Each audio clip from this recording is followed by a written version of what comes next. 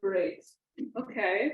I'd love to welcome Professor Rajesh Sampath, PhD, who is an associate professor of the philosophy of justice, rights, and social change at the Heller School of Social Policy and Management. His graduate training is in the humanities, with a focus on 19th and 20th century continental European philosophers and social theorists. His current teaching and research interests are in comparative studies of Western thought and global South and Eastern thinkers and social critics of decolonization. He teaches courses on critical race theory and intersectionality in the US and courses in development studies and decolonization. So we're going to talk about the importance of decolonizing oneself and to deal with issues of race, particularly in European studies, and how it's bad if we don't engage with these topics. Thank you.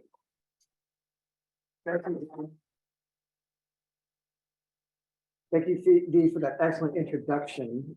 Not because it was about me, but because I thought you did an excellent job in highlighting the issue of decolonization, and that's why we're here.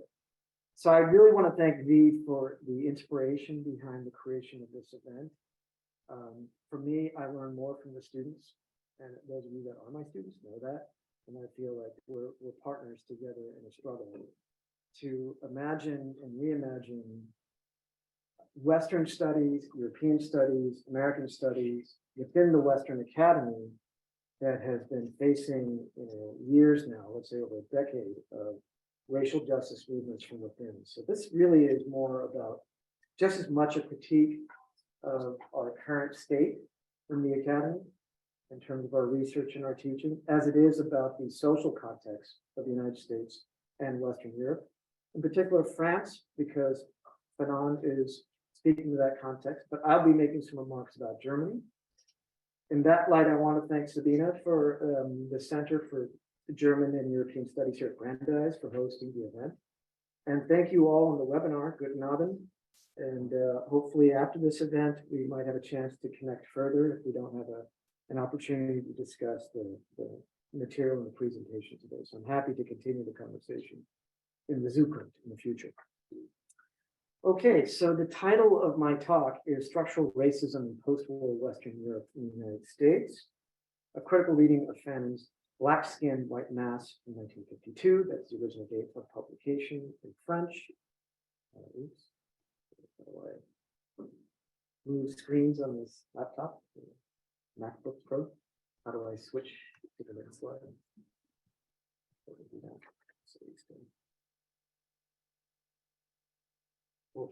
Oh, just click. Click and we'll just move on. Okay. And if it's possible, I'd like to show this video. How do I go back to? Oh, click the other one. Click. Oh, okay. Yeah, there we go. There we go. So I'd like to highlight this video. And start Just out. make sure that you should, before sharing, you check the sound boxes. Did you? I need your help through the course of the presentation. I'm not used to a Mac, I'm sorry. And Sabina, we can't use a PC in the room, so that's why we just want to get that used to. Great, so thank you. I wanted to show the video in its entirety. For those of us who are people of color, let's say from birth or from very early childhood in Western societies, in the United States, in Western Europe, the memories from early childhood surface, very triggering, because the experience, as the 8-year-old girl said, does it ever end? As if it has a permanency to it, as it is a lifetime form of trauma. So thank you for watching the video. For those of us that have to process, we'll do that in the course of the presentation. I'd like to begin the presentation with a brief introduction to who Frantz Fanon was. He was an Afro-Caribbean from Martinique, born during colonization, so descendants of slaves from Africa in the French colony of Martinique. Went to France as a young person and trained as a psychiatrist, an MD, and worked on mental health issues and disorders and schizophrenia, etc. But is most noted for his struggle, even within the French context of his time, to be an aspiring philosopher. He wrote this book, Black Skin, White Mass, is the English translation. of a French work that was not admitted by the philosophical faculty at the time. They asked a black man, Frantz Fanon, do you consider this to be philosophy? Meaning sarcastically and jokingly. And of course, he was horrified by the remarks. They didn't grant him his doctorate, but he said to them, I'm going to publish this anyway, which he did. It's a catalytic event because those of you in the German context may be familiar with the Frankfurt School critical theory tradition. German Jews that had to flee the Nazis, and in some parts came to the United States, in New York, in California, Adorno, Horkheimer, Marcuse, who was here at Brandeis, to launch both the critique of fascism and anti-Semitism, but quite frankly, racism in Western democracies. But analogously, we have in the colonial context, people of color like Fanon, who were among the first great thinkers of decolonization. So you might think this was 70 years ago. How is he relevant today? Well, we'll see in the course of this presentation. So I want to offer a few quotes from his book. I'll read them here very slowly. There isn't that many because I want to move to my own analysis, and then hopefully we'll conclude by, we started late, we're supposed to end at 4:45, so Sabina, I may have to go. I think we have the room till 5:30, so even if I go a little bit past, we'll have ample time for discussion. So I'll be reading from Fanon's text, and together we can interpret what we think it means in light of the contemporary context that we just saw in the video that was taken from 2014, not too long ago, and the source was Deutsche Welle. So here's Fanon, 1952. I propose nothing short of the liberation of the man. I want to change some of these terms to more inclusive language, people. So when we see man, I mean people, and when we get to the N word, you'll see the term that I use from a different translation. People of color from themselves. We shall go very slowly, for there are two camps, the white and the black. Stubbornly, we shall investigate both metaphysics. We shall find that they are often quite fluid. I believe that the fact of the juxtaposition of the white and black races has created a massive psycho-existential complex. I hope by analyzing it to destroy it. Many black people, this is rendered from a different translation, 2008, will not find themselves in what follows. This is true of many whites. White civilization and European culture have forced an existential deviation on the black person. I shall demonstrate elsewhere that what is often called the black soul is a white man's artifact.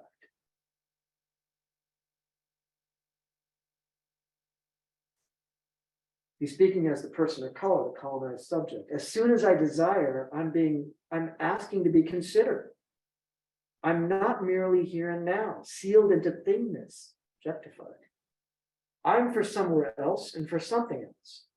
I demand that notice be taken of my negating activity insofar as I pursue something other than life, insofar as I do battle for the creation of a human world, that is, a world of reciprocal recognitions. He who is reluctant to recognize me opposes me. In a savage struggle, I'm willing to accept convulsions of death, invincible dissolution, but also the possibility of the impossible. Skip over Hegel, bracket that. And here's the contrast between what he sees as the French context this time and the American context, which was, truth be told, at that time, Jim Crow segregation before the Civil Rights Movement and desegregation. So last quote from Fanon. The former slave needs a challenge to their humanity. They want a conflict, a riot, but it's too late. The French black person is doomed to bite themselves and just to bite. I say the French black person because for the American black person is cast in a different play. In the United States, the black person battles and is battled. There are laws that little by little are invalidated under the Constitution. There are other laws that forbid certain forms of discrimination, and we can be sure that nothing is going to be given freely or free.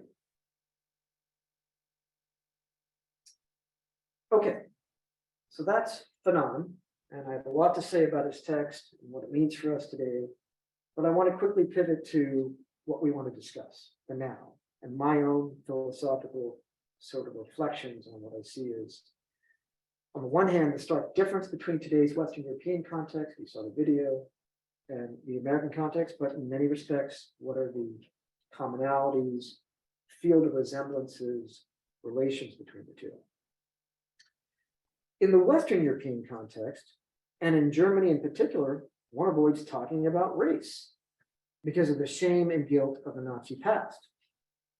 Yet structural racism persists for Black Germans or Afro-Germans, either mixed race from white German mothers and African-American and African fathers that date back to World War II, or more recent African immigrants. And that's from the Rosa Luxemburg Society, a policy report that's very recent. Analogously, the increasing population, if we want to think about Western Europe more broadly speaking, beyond Germany, the increasing population of non-white minorities from former colonies in Western Europe, particularly the UK, France, and the Netherlands, erases racial difference in liberal democracies, given the legacy of colonization, but struggles to preserve European identity under the guise of languages and cultures. So I'm just differentiating some of the other Western European countries that were former colonizers from Germany, which obviously wasn't a massive world empire, had a few colonies in Africa, but notoriously is known for internally its colonization of Europe and its Nazi past. So that's Western Europe. Today in the US, people debate and talk about critical race theory and intersectionality. I don't have the space to get into the full-blown theory behind it. But if you isolate individual acts of discrimination, those microaggressions, and active discrimination in the workplace, being bullied in the playground, walking down the hallway and someone saying a word to you, perhaps the N-word. Those are individual acts of discrimination. That's where racism is apparent. And those of us that are people of color in white majority societies can document a whole lifetime of events that we faced when it comes to the encounter with racism. Critical race theory takes it one step further, that we have to understand that's built into the structure. The very essence of the society is inherently racist, meaning in all of its institutions, from the Constitution to the media, to the corporations, the state itself, hence Black Lives Matter. And you have to fear from the very thing that's supposed to protect you, in this case, the police. That's built into the structure. Intersectionality is where if one chooses to see their identity only through one lens, and therefore their experience of racism through one lens, that minimizes or obscures the fact that some people don't have a single lens. They don't have a single dimension to their identity. They're an intersection of multiple identities that constitute who they are. Therefore, their experiences prismatically is refracted and reflected in very complicated ways. If you're a queer person of color, say with a disability, of an immigrant status, there are multiple contexts by which you can describe your sense of alienation and oppression. That's intersectionality. Lastly, I want to acknowledge Bonilla Silva, who was the former president of the American Sociological Association, his classic work, now in its 6th edition, 2022, for coining these terms that he thinks characterizes the post-Obama America. He uses the phrase societal racism. Post-racial racism, what is that? Colorblind racism, the new racism, a modality of racism that is not obvious. Yeah, the old forms of racism still exist. The white nationalists, neo-Nazis, white supremacists, bona fide white supremacists who think biologically they are essentially superior as white people to all non-white peoples. They still exist as a very small minority. The video in Germany talked about the fear of encountering neo-Nazi. Yes, they still exist. An ever-present threat in our societies, which is frightening enough to think of. We think of the right wing here in the United States, the far right, and you think about the far right in Europe. The new prime minister of Italy, for example, comes from a far right position on the spectrum. But we're talking about something much broader than the small minority. We're talking about the new modality of racism. Here in the US, we have to reckon with the legacy of Black slavery and Native American genocide. But how to imagine the temporality behind the rewriting of our historical narrative, 1619. Blistery is a word I'm trying to coin and think of for myself as a way to capture a much larger historical narrative than what we've been told and taught. But here's my philosophical contention for the US specifically, because this isn't the case for Western Europe. The future of majority minority society in the eclipse of pure whiteness. Two parents of European descent. When we say pure, we don't mean racially pure. We mean in terms of the sort of census definition of what whiteness is. Non-Latinx, I might have to say. Two parents of European descent. People descend from that. The eclipse of that structure within the United States. Okay, so how do we compare and contrast? That was the whole point of this presentation. The two contexts. The shame and guilt of Nazism and colonialism in the European past versus the legacy of slavery in the United States. The earliest colonial conquest of the global South and the East gave birth to the white, non-white distinction in world history. You might say, well, wait a minute. No, the origins of the West, the Greco-Roman origins of the West, 2,500 years ago. That's the origin of European identity. Well, that's what the European thinkers of the late 18th century and early 19th century might have told themselves, like Hegel, for example. Real history begins with the Greeks and the Romans. Everybody else around the world was prehistory, he says in his lectures in the philosophy of history. But in fact, most historians and those of us that look at the history of colonization, the way we moderns understand the distinction is of relatively recent, meaning 500 years as opposed to 2,500 years, relatively recent origin. And I'll get into that in a second. Meaning, well, what existed before that distinction? How does a white person see themselves? They didn't encounter the non-white world. That's the European context. What about the American context? The Atlantic slave trade to the Americas meant a derooting from an original African context to a false rerouting in the American context. Hence, whiteness and blackness share a complex origin, perpetually under erasure, before the US decolonized from Great Britain. The US wasn't born as a nation state, it was an act of decolonization, if you recall. We can't conflate these two progressions, the European and the American. The concept of whiteness differs in both contexts. So this is the conclusion of the slide, but not my reflections, which I have more to say, but maybe the conclusion of the presentation. The future conception of whiteness, given the increasing diversification of both Western Europe and the US, is uncertain. My first thesis. What's going to happen to the conception of whiteness? Some of you are present here as Gen Zs, not that we have any Gen Alphas yet. In the US, the youngest millennials, Gen Z and Gen Alpha are already majority minority and multiracial. As of 2020, more than half of the US population is millennial or younger. There you go. This is far less so in Western Europe, which will retain a majority white society for the foreseeable future. Yet to think the relation and difference between the Western European context, which I'm hoping we can discuss, especially those of you in Germany today, those of you here that are interested in European studies, but live and go to school in an American context. The relation and difference between the two requires bold new thinking to end structural racism in both societal contexts.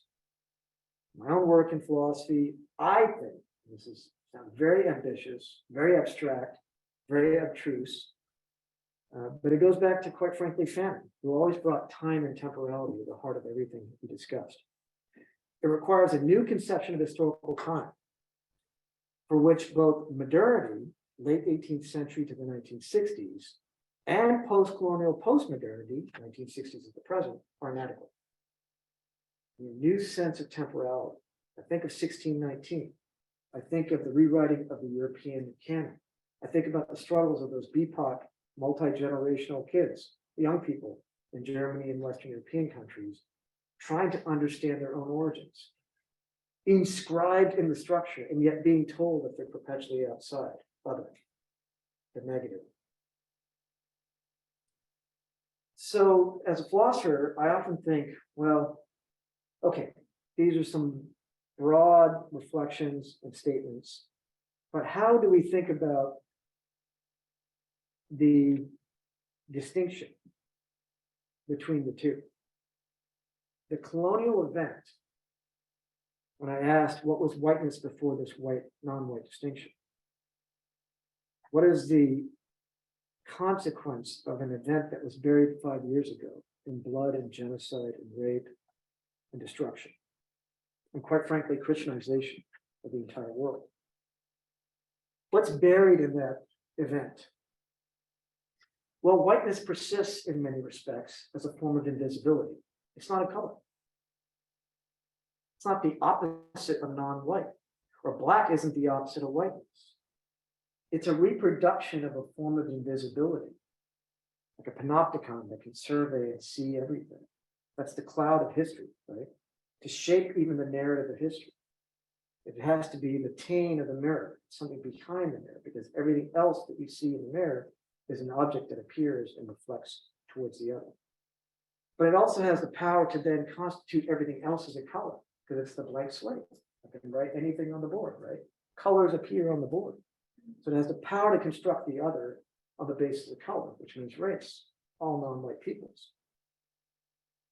The philosophical question, though, is what happens when this invisibility is itself negated? Think about that, because eventually whiteness will emerge as a minoritized color. You say, well, we have an example of that. What about South Africa? That was a minoritized white group that held power over the entire black population. And it took until the mid-90s, although South Africa decolonized from the Dutch in 1910, roughly around there, I don't have the exact year right. But the tragedy of that entire history was the structure of apartheid that lasted that long. And I ask my students and colleagues today to think about just the very phrase Black Lives Matter. How can we be 60 years away from the civil rights movement? More than that, that ended segregation. And be in America, even having elected a black president, where people have to rise up to proclaim the statement that Black Lives Matter. Just take a step back to the very act of having to proclaim that life matters. And Fanon saying we're on a quest to go beyond life itself, to face the invincible dissolution, to put everything at stake and everything at risk, to liberate ourselves from ourselves. That's what he said, right? But to state that life has to matter in our time, so removed from the civil rights movement, tells you that the struggle is real and it's global. It can be shared. So the trajectory for the future is the minoritization of whiteness. That will then disrupt this distinction, at least the white, non-white distinction. And it will force a re-reckoning of what we mean by our past. I want you to think about that. What are we holding on to when we talk about American identity, and American history, and American studies? And then I want to put the lens on Europe. Western, can't speak for Eastern Europe and the Slavic world and Russia. Entirely different history and complexity with regard to race. Familiar with the Western European country. What is at stake when we talk about the preservation of Western European identity?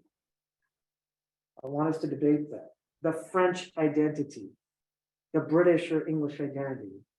And since we're all here, under the auspices of this center, the German identity. What does that mean? Can it truly be indissociable from race when racism persists? Can the invisibility of whiteness hide under languages and cultures? Constitutions in the West can ban discrimination on the basis of race. I say this all the time. 13th, 14th, 15th Amendments in the United States. Sure, ban slavery. Desegregation, 1956. Civil Rights Act, 1965. That says nothing about banning racism. Banning discrimination on the basis of race. So that's the American context. Let's think about the Western European context. Admitting the possibility that what we think is the original identity of a people, a language, a nation states emerged out of being former empires, in the case of Britain and France, for example, and the Dutch, the Netherlands. To say back then that there was some origin to these identities that's pure and true in the face of a diversifying society, what does that tell us? That people who are currently German, but people of color, are perpetually outside the origin. They're the future, if we think about multiracialization. They're now here fighting for rights through actual policy pleas. You heard the third speaker in the video, banning the N-word, consideration of the police and security, a reconsideration, treatments of peoples, the microaggressive, micro as in microscopic aspects of everyday life, altering the culture and the society and the norms. How do you go about doing that? How do we go about doing that here in the United States? In the academy, those of us that are first generation, people of color, or intersectional minorities in other ways. I think the battery may be running out here. I'm coming up on 4:50. So in conclusion, I will say for our discussion, the spirit behind this talk was to show, for one thing, that it doesn't take a genius to understand that the origins of whiteness, at least from the colonial period onwards, didn't come from the global south, didn't come from the East or Africa or Asia and the indigenous peoples of Latin America before the Spanish conquistadors. Whiteness obviously originated, at least that distinction, from Europe. Whiteness and white supremacy is a societal and systemic matter that affects everyone. The 13 colonies in the United States were built on a slave economy based on a slave trade of Black people from Africa to here. I didn't mention this, but if I think about another type of temporality, the Native American question is an erasure of an original presence. There's the origin.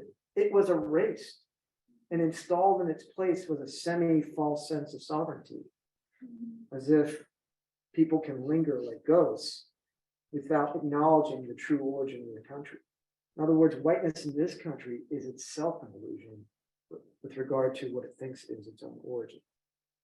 Compare and contrast with the derooting of Africans in terms of the slave trade and the rerouting. We'll think about the erasure of the actual origin, which would have been Native American. So add that to the complexity. We need better and greater philosophical tools to show this comparison and contrast between the United States and Western Europe when it comes to systemic racism today. And it has everything to do with how far we can go to put at risk, inspired by Fanon, to put at risk the very question of identity itself. Who gets to claim to an identity? Who does not? Who has the privilege of having an identity and who doesn't? Who's trying to assert their identity and find recognition, but is forbidden from doing so? And who's claiming humanity? That's what he said, the new human possibility. Who's doing that work, I ask you? And who should be doing that work?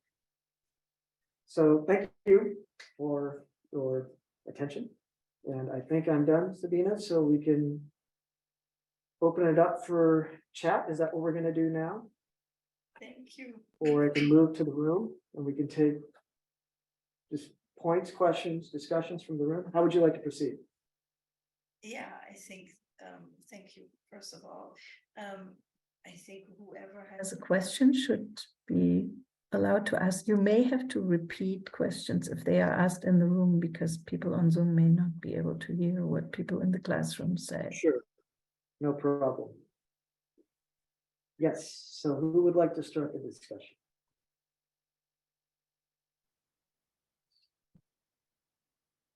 And I can't see the people. In the room myself either, but I do have a question. So if no one else does, you can call on me. Okay, Sabina, 1 second. I do have one question from the room and I'll come to you. Okay.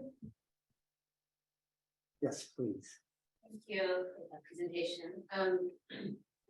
Since you've studied both contexts, the United States and Europe, and all of the diversity within Europe and all the diversity within the United States, I don't expect you to answer a Sure. question about all of these places. But I wonder, in terms of the current moment, with the way that the global media and social media has been operating for some time now. Yes, the kind of origins of whiteness differ in terms of the histories that produced whiteness in Europe versus the United States. But now, to what extent do you see those kind of ideas converging to an extent because of globalization? Have ideas around race, whiteness, and certain terminologies from the United States, which tends to dominate global kind of discourses, even in terms of academic production and critical race theory and decolonial thinking. A lot of it's coming out of the United States. So do you think that that's also, how is that impacting both ideas around race and racism and whiteness in Europe and experiences as well of race and racism? I think that's an amazing question about globalization, to the point where the UN, if we can, they have conventions. We could hear Oh. the question Well, so you don't have to repeat it. I just Oh, wanted to say. thank you. Yeah, you reminded me. Thank you, Sabina. You asked me to appreciate that. Great. So globalization, different contexts, you can't conflate them. You can't speak across. First of all, you can't speak within Germany itself, let alone France, the UK, and the United States. But the UN itself has had conventions against racism and discrimination. The entire multilateral institutional system that was created after World War II and during the age of decolonization in most of the global South led to obviously the UN Declaration of Human Rights, 1948. But it's more recent that they've isolated anti-Black racism specifically as a global phenomenon. The treatment of Black people everywhere.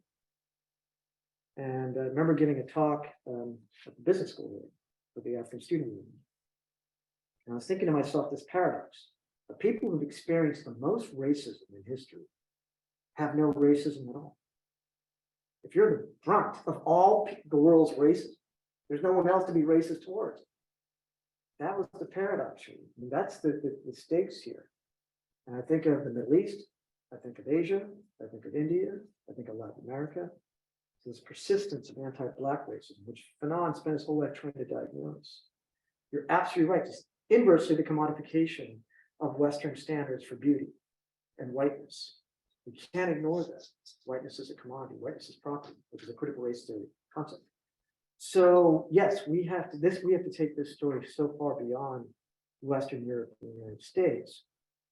I bring up the US as a very exceptional case because in your young lifetime, the Gen Zs, when you turn 30, 35, 40, you're going to see a majority minority society in front of you, not hidden behind the scenes.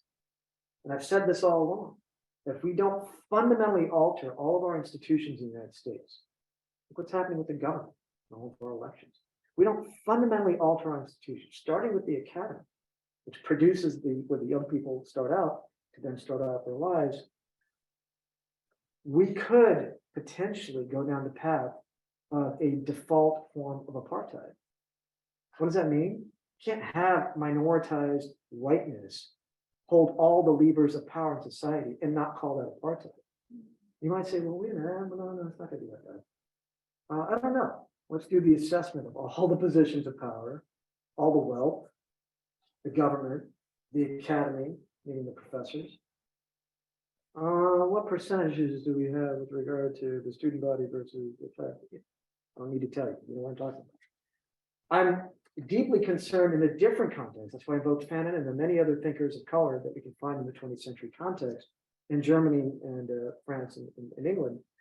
I'm deeply concerned about the kind of parallel history that seems to remind me of not our today, Black Lives Matter today in the United States, but more of like a Jim Crow America in the United States today in Europe, meaning almost like a segregated society, a pervasive humiliation of the body in public space, a terrorization of the body just by a glance. The woman who was in the metro saying, people looking at me as if I'm horrific or I'm interested, and living with the ambiguity, the brinkmanship, as we would say.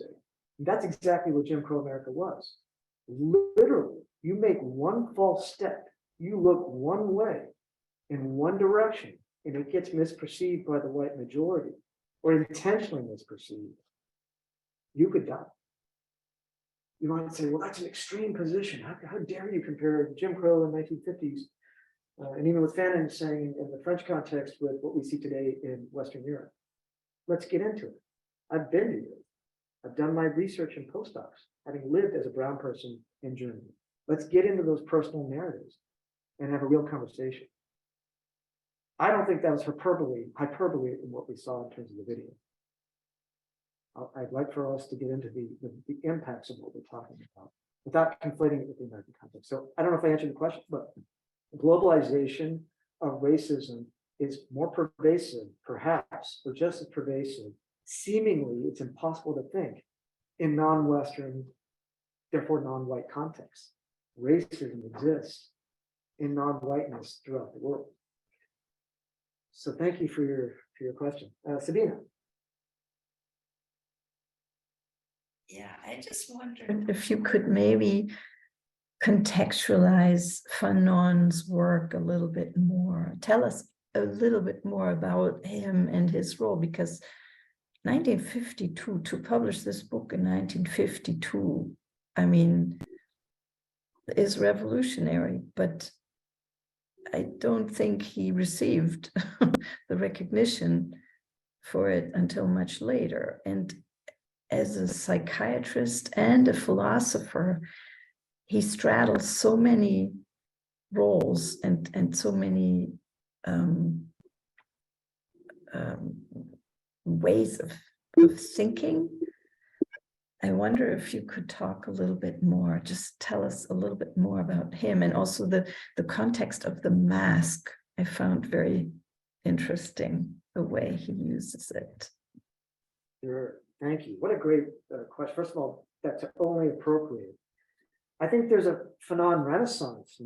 Cornell West recently wrote a piece about the forebearer of Martin Luther King, Malcolm X, and quite frankly, the great Black feminist traditions that started in the 60s and 70s. I'm thinking of Angela Davis and onward, Audre Lorde, all the way to today, the origins of critical race theory. That began with BIPOC scholars in the American law, Kimberly Crenshaw, and the intersectionality in the social sciences, Patricia Hill Collins. But Fanon, 1950s, all those that came after acknowledge he's sitting during the colonial period, experiencing the violence of decolonization. His most famous work, which garnered him attention, the lightning rod at the time, 1962, The Wretched of the Earth, but then faded, as you're saying. Who is he? Why is he relevant again today? To be sitting there in the 1950s, trained in the French and European context of the time, and I don't want to get into a technical conversation, happy to do that for the humanities and those that follow the humanities. But he's drawing from the reception of Hegel in France. And those of you that know your German intellectual history, from Kant to Hegel to Marx to Nietzsche to Freud, the Husserlian phenomenology, the notorious Heidegger, 1927, being in time, and he was a Nazi, the importing of all these German, revolutionary German thinkers into the French context of his time. He was there at that moment. He's absorbing this sort of interpenetration of German thought and how it's creatively expanding in the French context. And yet, because he's a colonized subject and a person of color, he's I don't want to say the first because there are others. I think of Albert Memmi from Tunisia. I think of, if you want to move throughout the South and the East, other great figures who were trained in Europe and then went back and started their revolutionary thought in their own context. But Fanon, for the Black struggle and what that means, both in Europe and the United States, it's hard to imagine a more pivotal figure during the time period whose legacy today has to be reassessed. Because he gives us, quite frankly, beyond what the social sciences or even critical race theory tells us about structural racism, he gives us a sense of what he called it the psycho-existential complex. He brings us back to the nerve endings when we talk about whiteness and blackness in a perpetual struggle for victory, meaning the perpetual struggle of two groups which to this day, both in Western Europe, as you can see, and here in the United States for sure, after 2017, it became visible, but it's always been there, this perennial struggle that hinges on one question: can whiteness remain invisible, yet have such a sense of urgency about its own preservation because it's being minoritized? That is a philosophically complex question that I don't think many have the courage to face because we just don't talk about it. It's the elephant in the room. But it's also the future of both societies. Europe may take a little longer. It's already here in the United States. So I hope that was just a beginning of an answer, Sabina. I'm happy to elaborate who he is and why he's important, maybe in future conversations, and to identify those within the German context that we can compare him to.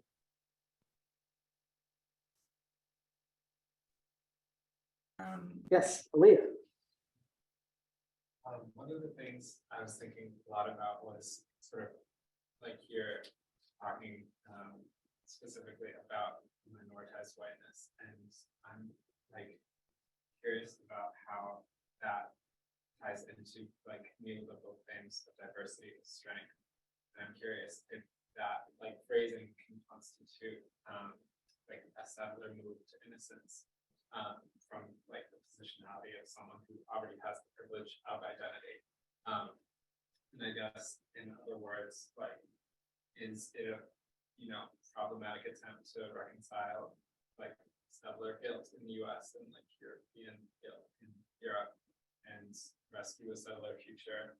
And I guess in other words, is whiteness's future as a minority getting instrumentalized in service of the like preservation of the European identity?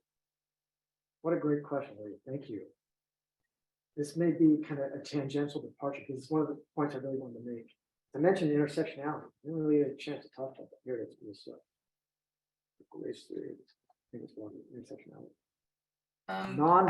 I think People need you to repeat the question. Sorry. Okay. In a nutshell, Yeah. I had my own interpretation of it, but in a nutshell, I can repeat it to them. Neoliberal instrumentalization of diversity. Thank you, V. So on the one hand, if we're talking about, at least in the American context, the minoritization of whiteness, yet this prevalence of anti-racism and learning to be anti-racist and diversity, equity, inclusion initiatives here in the United States, and especially in the universities, but corporations too, the government, etc. These debates about critical race theory in K through 12, this instrumentalization in the face of this minoritization, how do we come to grips with it? Is it a type of promise about the actual changes that are required to achieve equity by increasing our most underrepresented groups in all the positions of power in society? Is it just sort of like an overture to that, say, yeah, we all agree to that goal, and yet somehow there is a refusal to change because of this fear? That, I think, is an outstanding reflection, Aaliyah, because the piece coming out called "Should the Western Academy Change?" I'm happy to share it when it comes out. But it gets back to this notion that if it's true that whiteness and non-whiteness is itself an effect of the colonial event that we still haven't come to grips with. But in our future, we're talking about the eclipse of whiteness too. Then perhaps what's at stake, what's most problematic about the Western identity is the notion of the binary. This or that, true or false. Can't have an academy if we don't pursue the truth. God forbid you pursue truth and justice at the same time, but we have to pursue the truth. You're white or you're not. And we have a history of changing conceptions of whiteness, but a history of the preservation of it too. So others are not included in the category. The US Census just changed in 2020. Look at it very carefully. Maybe you didn't fill it out. The very concept of whiteness is disaggregated once again. Non-Latinx whiteness, two parents of European descent, versus the Latinx peoples who may want to find their way into whiteness, if they are. So the shrinkage of the concept statistically is one thing. The magnification of power is very real. And for me, it comes back to a refusal to accept as a horizon for all thinking, given the colonial legacy, given the history of the West in the modern period, that we have to come to grips with the seriousness of intersectionality in non-binary life. What does that mean for gender? What does that mean for race? Ethnicity, ability / dis-ability. And I call them the isms because they all intersect, especially the more complex you are. We can talk about structural racism, structural cis sexism in the cis patriarchal systems, waves 1 through 5 for feminist theory. Still a serious issue globally and in the West. But what about structural heterosexism? What about structural binaryism? What about structural ableism? What about nativism? Were you born here? Asking those kids, where are you from? Just because you're a person of color.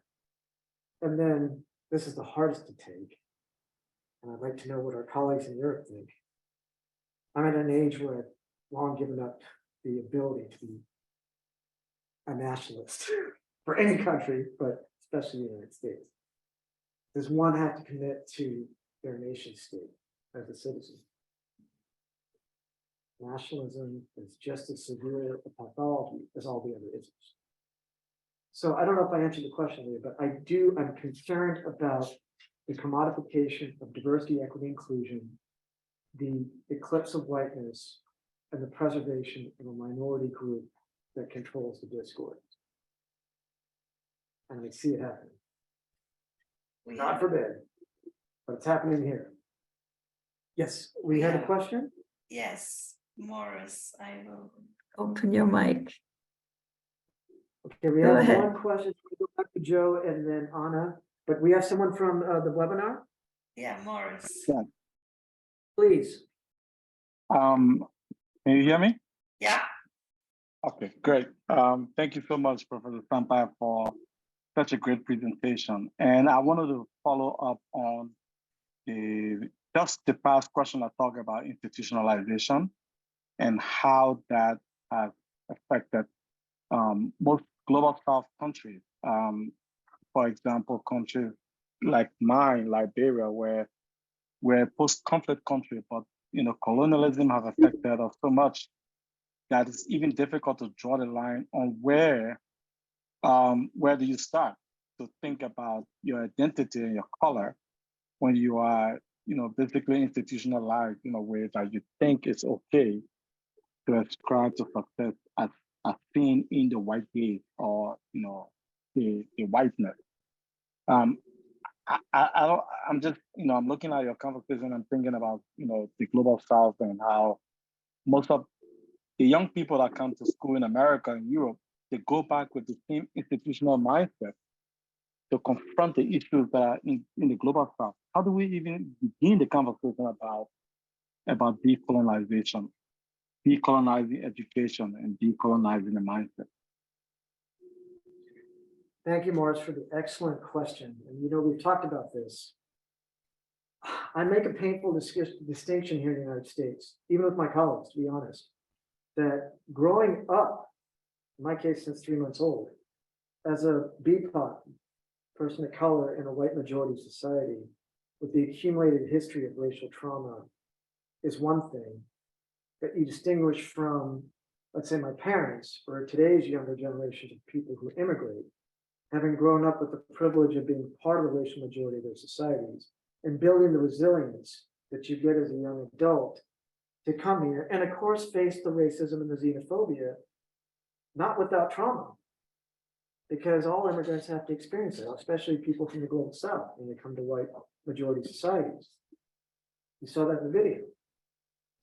But it's different when you grow up as such. Where do we find the solidarity or the alliance between global south folks and then the intergenerational minorities in the West? You know, how many generations going back to slavery for Black people or the Native genocide? And those of us that could be third, fourth, fifth generation now, BIPOC, Latin American, Asian, etc. So where do we find the sort of talking points where we can share in our experience of what it means to be marginalized in a Western society? I think in the African context, we're talking about the real presence of colonialism through neocolonialism and development. And the West butting its head in with regard to trying to set the rules of engagement when it comes to development. Yeah. In the West, those of us that are minorities, it's about this constant quest. It's not even about equality and liberty. That would be nice. It's about being recognized as not a thing. Unless, of course, we want to constitute ourselves as things or monsters, but that's more of an overture to others that think about intersectionality. My point is that, you know, we want to define who we are, but we've been thingified under concepts and labels of race. So thank you, Morris. I saw Joe and then Anna, and then we'll come to you. That's okay. Well, returning to Fanon, I was actually curious because obviously we talked earlier about Fanon sort of responding to figures in the German intellectual tradition, Hegel, Marx, Freud, etc.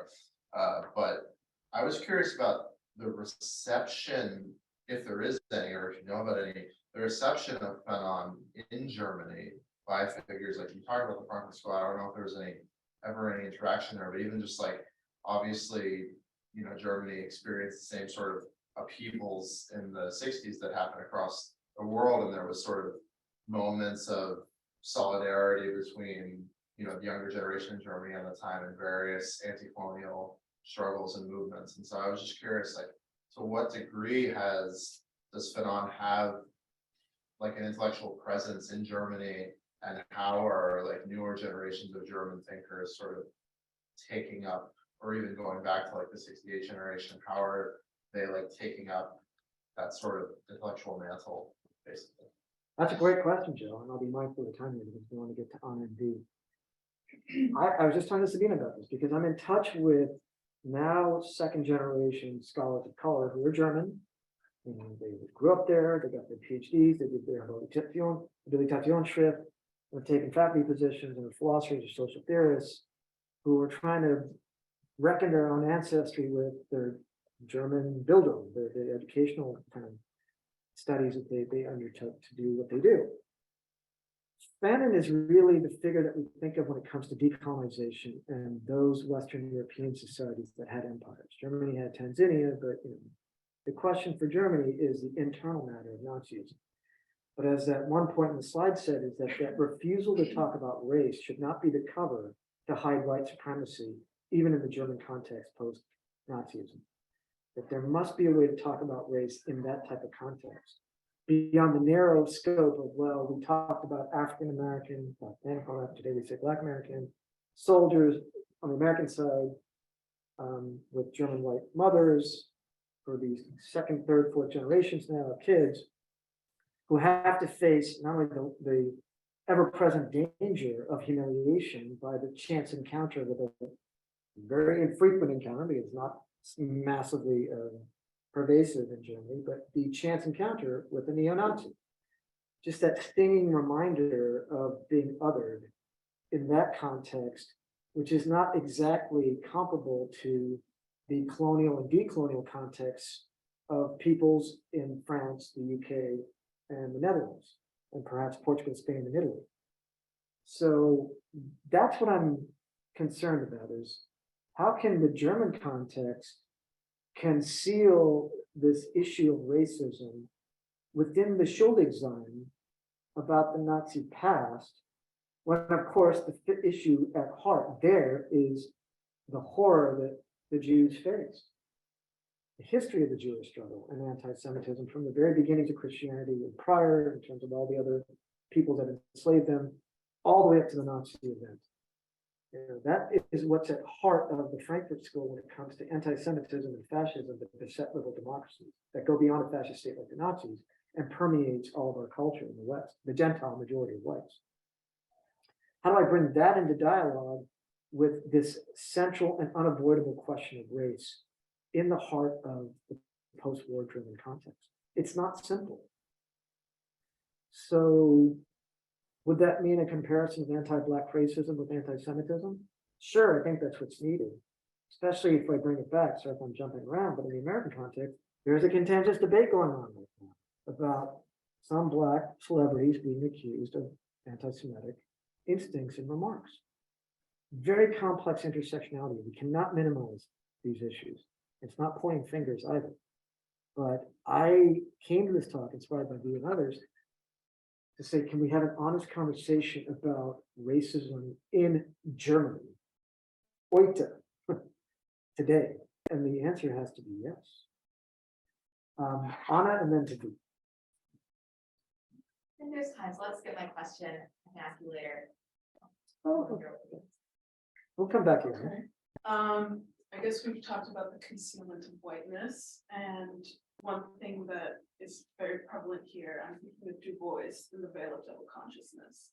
And we've seen from the videos what you've spoken about that there's always this onus on the racialized person to see themselves not just through whatever they want to self-actualize themselves as, but through the eyes of the, if we're talking about Hegel, like the master slave, they see themselves being other through the eyes of the majority. And I'm thinking about the German context, and I've read Muhammad Amyahid, who, as an ethnographer and others, you know, are in the positionality always of seeing themselves through the lens of the other. And if whiteness is invisible, it's not really a thing. There seems to be this absolute inability to see their effects. Like we've talked about Nazis, they know what they're doing. But what about this colorblindness? And if it's not colorblindness, what is this like paternalistic view, like thinking about refugees, immigrants in Europe, and the like Deutsche Hilfe and the helpers who they want to help so bad. Oh, welcome to our country. Like this is a bicycle. These are real examples from the book. There seems to be some kind of internal veil, as you've said before. Can you speak about this internal veil and what it means to not know? That's a fantastic question. Thank you for the Fragestellung. That's an amazing question. I just happen to have the Bonilla Silva here, societal racism, post-racial colorblind. What's this new modality racism? Because we know what the essentialist racism is. Colonization through the Nazis and neo-Nazis today. Yes, we have the biological, essentially superior concept of whiteness, which is then asserted against all people that are not white. But we're not talking about that small group. We're talking about the general structure. Since you brought up Du Bois and oops, I have to call you back here to bring it up. But you're right, Du Bois. If you all of us that know the Souls of Black Folk, 1905, 1904, 1903. Yeah.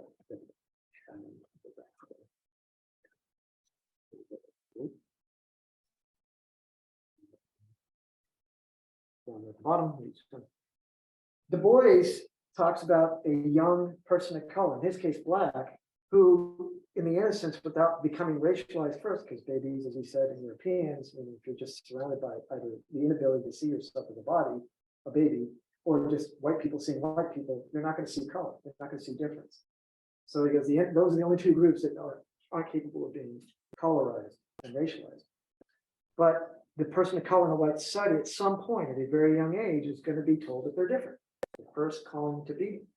The veil goes up. There's a schism in the heart of their identity. You can never go back to that innocence. Like just like you can't remember when you were 4 months old. And your body's then cut into two, where there is this veil don't think of a veil over your face, but then in your consciousness, where you're constantly forced to see yourself through the eyes of the other. You're measured because of white acceptance, passing into whiteness, accepted by whiteness, looking white, acting white, blah, blah, blah. I know these sound like generic, sort of general abstractions. There's a dual consciousness. There's a schism that can't be closed. You're not going to lift the veil. You either go down this bitter sense of fatalistic determination and you give up and say, I'm never going to win this, or you develop, what some of us do, a type of will to power, saying, I'm just going to go kick some ass. I'm going to be greater than anyone else in this white society. He talks about this, and he goes, well, wait a minute. Out of this tension is not a reconciliation of the two consciousnesses, but a second sight that emerges that allows you to see things intersectionally that the single lens person can't ever see. Therein lies the beginning of power. How is this different? Fanon says this too. Sorry for the quick summary. I know we have a few minutes here, but with Hegel, the master is always dependent.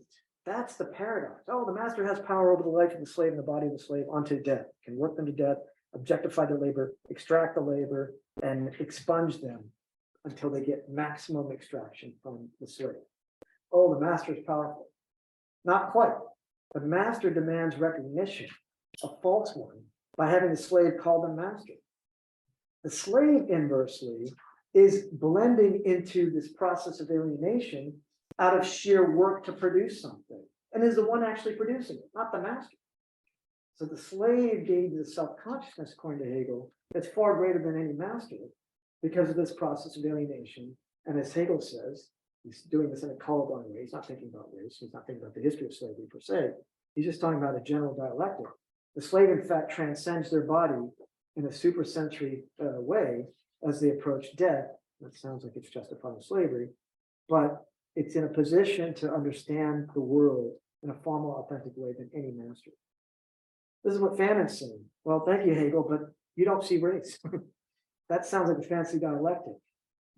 For the black slave or the person of color who has been enslaved, this is a bitter struggle for recognition and for liberation and freedom. But from what? I asked that in the German context, which is not the French context, which is not the English context, and not the context with the context. And it's not our American context, because it can vary by race and ethnicity. Everybody has their own struggle within this country, whether it's Black, Latinx, Asian American, Native American, etc. And for critical race theory, for that part, think about this. Think about the intersectional complexity of multiracialism. Not a simple matter. I always say this, Barack Obama was not the first African-American president per se, he was also the first multiracial president. So was Kamala Harris. So, when we think about this eclipse of whiteness, I don't know if any of these other past frameworks, as ingenious as they've been, certainly not Hegel's, but even Du Bois. I don't know how many variables are going to go into creating a multidimensional theory about racial complexity in the future, when whiteness will either be eclipsed or has to emerge by the color itself for the first time since colonization. What the hell does that mean? I think I'm exactly at 5:30. Anna, do you want to come in for a minute, or I have to defer to Sabina about us closing? I can ask you another time. It's a more complex question than a quick, Go ahead I and pose know- it. Oh, yep, Sabina, what do we have No, to do? I just know you also Have to go teach. I'll get there in 10 Okay. minutes. Just across the Okay. street. Okay. My That's second fine. home from street here at the Mandela of the Humanities. I just have to go across the street to Helen. But Anna, please, yes, I'll be going in just 2 minutes. So, yes, if you'd like to pose it, and then we can. No, because it's a question that you could not answer in a rush, so I don't want to ask it.